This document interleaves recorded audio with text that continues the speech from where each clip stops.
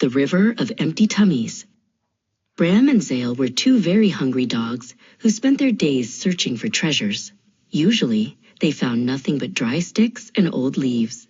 On this sunny afternoon, they were wandering through the tall, golden grass beside the Great Blue River, hoping for a lucky break. Suddenly, they stopped at a high bank and peered into the water. The river was very deep, but the water was as clear as glass.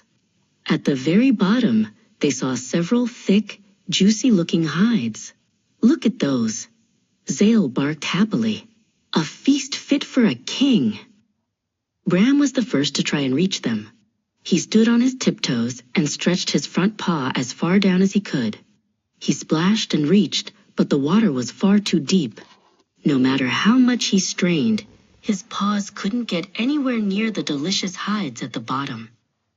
Zale watched Bram struggle and shook his head.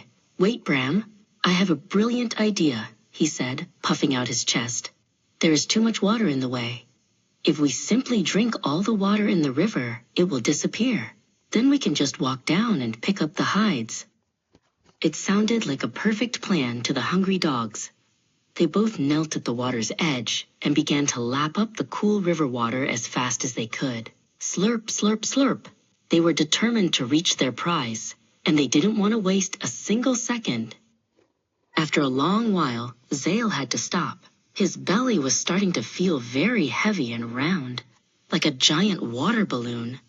He looked out at the river, expecting to see a dry path, but the water was still rushing along just as deep as it had been before. Bram didn't want to give up yet. "Don't stop now, Zale," he urged between big gulps. "We just need to drink a little more. Think of how tasty those hides will be once we get them." Bram kept drinking, even though he was starting to feel very full himself. Eventually, even Bram couldn't take another sip. Both dogs were now so full of water that they couldn't even stand up. They rolled onto their backs in the soft grass, groaning as their big, round tummies pointed toward the sky.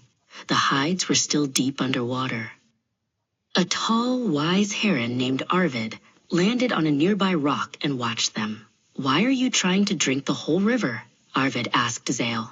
"This water flows from the high mountains and never ends. You could drink for 1,000 years and never reach the bottom." Bram and Zale finally realized that their plan was impossible. They waddled away from the river very slowly, their heavy bellies sloshing with every step. They were still hungry, but they were much wiser.